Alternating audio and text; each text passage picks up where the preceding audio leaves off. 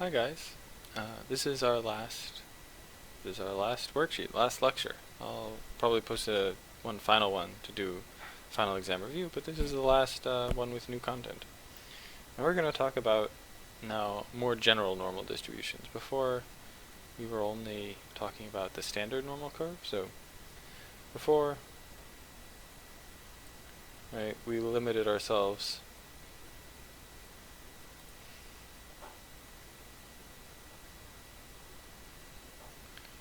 to normal curves or normal distributions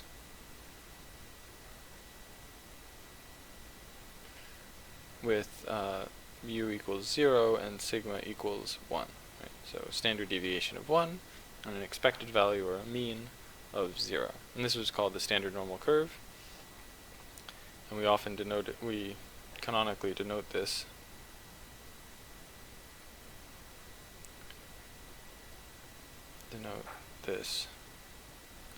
z.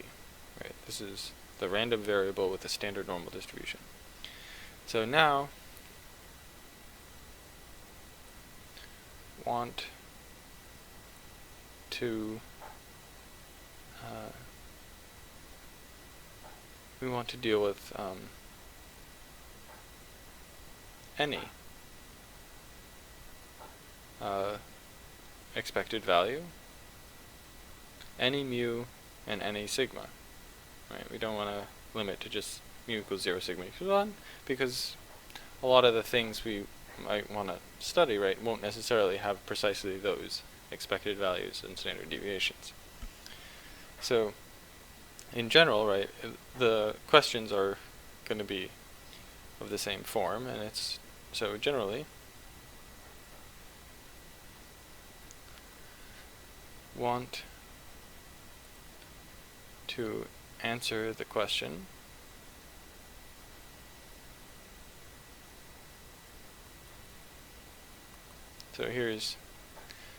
so suppose x is random variable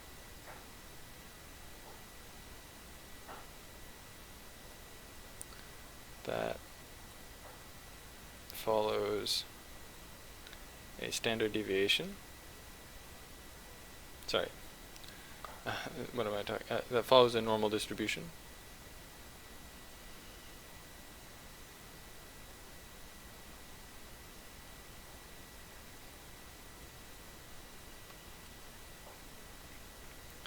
With standard deviation sigma x and expected value mu x, right? We don't necessarily know what they are, we're just being general. The question we will want to answer is, what is probability that x is in some range? So we'll say between a and b.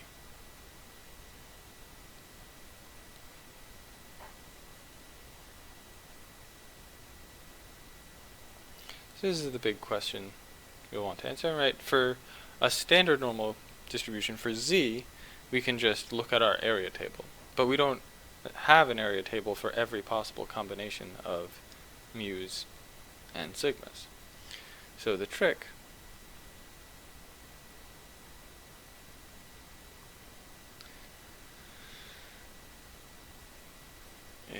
is we will rewrite a and b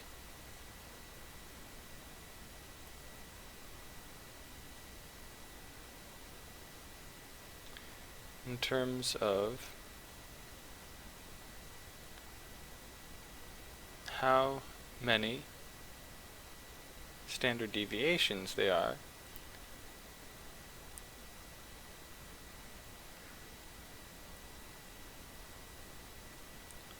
from mu.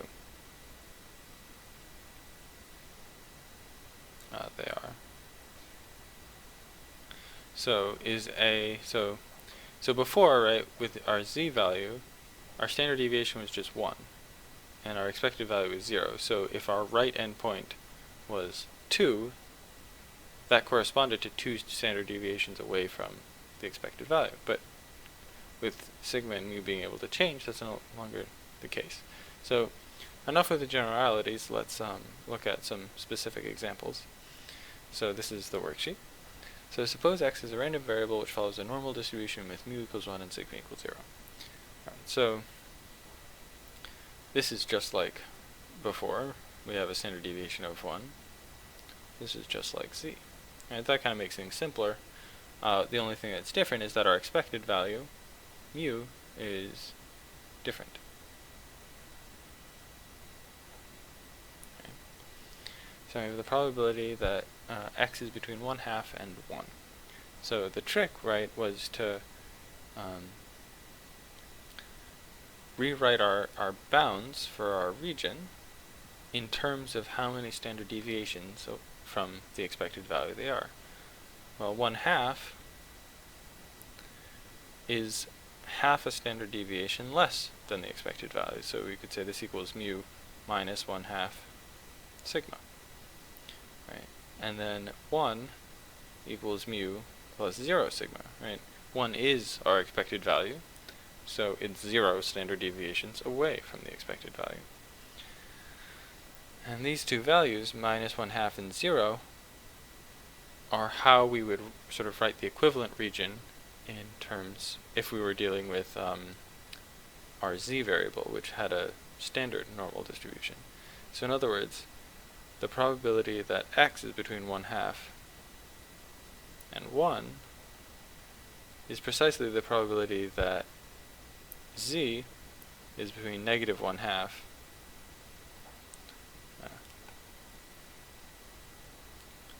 and 0. And where z again is our standard normal distribution. So we can compute that just with looking up at the table. So we have 0 is of course 0.5 and negative 1/2 is 0.3085. So this equals 0.5 minus 0.3085, and that's roughly equal to 0.1915. If you forget how to do this, which one to subtract first, one thing that helps is that you can just always remember that the end result has to be positive. So if you subtracted it the wrong way, you'd get a negative number, and you'd know you got that wrong. So graphically, what's going on here is that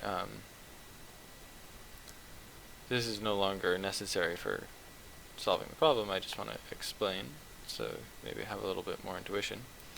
And if we have our z distribution, which is our standard normal curve, looks like that. It's centered at the origin. What we've done with x is simply we've shifted it over by 1. So maybe it looks something like that. So this is now 1. And we were asking about the probability that x was between 1/2 and 1, which would correspond to this area here. And all we did is, if we simply shift this region over, like slide it over so that it's on top of the orange curve, then the region we're interested in overlaps with the orange region that goes between minus 1/2 and 0. So if we know the area of one, we know the area of the other, and then the area of the orange region, right, we can simply compute with our area table. Okay. So that's how to deal with a different expected value. You just shift it. Now I want to talk about how to deal with a different standard deviation. So if sigma is 2. Well, for this, the underlying trick is the same, right? We want to talk about how many standard deviations away from the expected value our bounds are. So how many standard deviations are we? So, well, let's look at minus 2. Our expected value is 0, and our standard deviation is 2, so this is 1 standard deviation less than our expected value. So, negative 1. 1, on the other hand, is half a standard deviation above our expected value. That should be plus. So it's our expected value plus half a standard deviation. So this is asking what's the probability that x is between one standard deviation to the left of our expected value and half a standard deviation to the right. So this probability that -2 is less than x is less than 1, right, this corresponds to the probability that z is between -1 and 1/2. Right? And so that's easy to compute with our area table. So let's look at that. Let's bring it up in front of everything again. So we have 1/2 on the right, so it's 0.6915.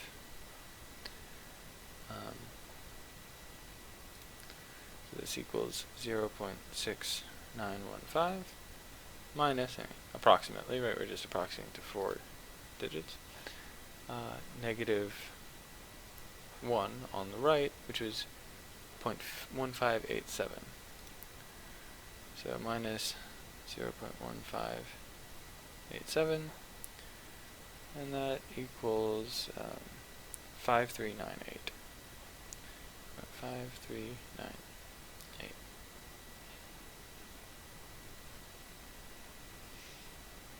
Right. And we could think about this graphically again if we wanted to. It's a little harder to draw accurately, but if this is our standard normal curve again, right, what we've done is stretch it out and squish it down. Maybe a little too exaggerated. Like that. And so then what this says is that the area, so x being between -1, -2, and 1, so this black area here is equal to the orange area between -1 and 1/2. And it's not as graphically obvious as the previous one, and that's partly because I can't draw it super accurately to begin with anyway. But by what we're doing is that we're squishing the curve so that it again corresponds to the orange standard curve, and then computing the orange area with our area table. Okay. So now I want to give you guys the general formula for doing this rewrite so that we don't have to just look at it every time. So the formula is quite simple. So we want to know the probability that x is between a and b, right, given its standard deviation and expected value. So what we do is that, so step 1,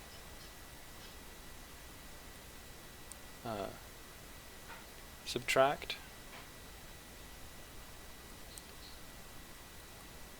our expected value, so we shift it so that it's centered at 0. And then step 2 is scale by 1 over our standard deviation. So if the standard deviation is 2, you divide by 2, which is what we did in the previous example, right? We went from -2 to 1, and then to turn that into z coordinates, we wanted to go from -1 to 1/2. We just divided by the standard deviation so that it would sort of set it equal to 1.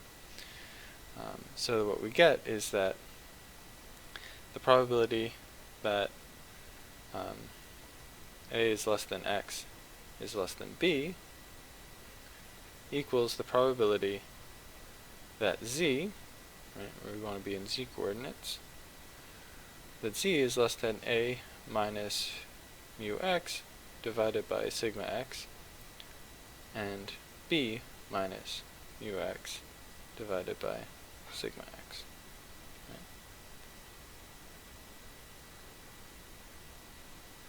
So that's the formula, and this is how we deal with arbitrary normal curves. And yeah, so let's do the next example, and I'll show you. So we're going to do the next example, but to do it, we're actually going to use a website to do the calculation, so that we don't have to use the area table. Suppose x is a random variable which follows the normal distribution mu equals 1.2 and sigma equals 0.6. Okay, compute probability that x is between 0.4 and 2. Alright, so this equals, we're just going to apply the formula straight away. So the probability that x is between 0.4 and 2 is simply the probability. Let's see.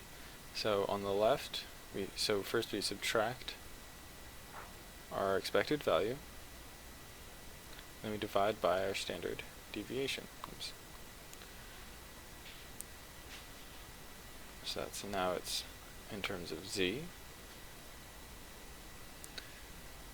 And again, it's the same thing. So 2 minus 1.2 divided by 0.6. And so that comes out to be roughly, I guess it's actually exactly negative 4/3 is less than z is less than 4/3. Happen to be symmetric like that. So this is, of course, roughly negative 1.33 is less than z is less than 1.33. Okay, so now I'll show you why we might want to get away from using our area table. So if we wanted to do negative 1.33, right, we have minus 1.25, and we have minus 0.5, but we don't have 1.33. So it's hard to do this computation other than very roughly. We could say, well, 1.25 is roughly 1.33. So, but we get a very inaccurate answer. I don't want that. And since we're all doing this from our computers anyway, I thought I'd show you a website where this can be you just plug the numbers in and it gives you the answer. So of course that website is Wolfram Alpha, which maybe you've already used, but can generally answer most math questions. Alright, so let me get the keyboard out. So how you would use this is, so we want to go from minus 4/3 to 4/3. So we use the function normal CDF. Alright, one word. And we do minus 4/3, comma 4/3. Yeah, oops. Right. And then we hit enter. Okay, so, and it shows us a nice little plot of the area that we're looking at. And what we want, so it gives us a bunch of information actually, but what we really want is the last entry in the table where it says absolute value of z is less than 4/3. It sort of simplified our interval because it happened to be symmetric. But the one that says confidence level, and that just tells us what the answer is. Some of you, if you have fancy graphing calculators, like a TI-84, it also has this function. It might not be named exactly the same. It has this function built in, and you'll have to read the manual to figure it out how to use it. But you can also just use your calculator to get this value. You give it the endpoints, minus 4/3 and 4/3, and it'll spit out this answer of 0.8176. So let's go back to our OneNote. Alright, so what did we get? 0.8176.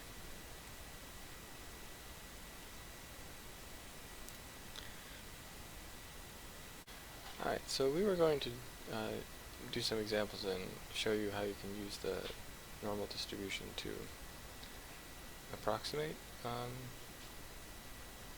some of the other stuff we've been looking at class and sort of get an approximate answer that's actually easier than the exact answer. But let's just say that's enough for now. This semester has been long enough. So I guess from here on out, the only thing to do is study for the final. And I should say, questions like these that we did in the first page of this worksheet, I will put something like this on the final. So you'll have to convert it into z coordinates. Is the term, right? You just subtract the mean, and then divide by the standard deviation, and then either use Wolfram alpha or the area table. Right. Well, good luck studying for your finals. That's all for now.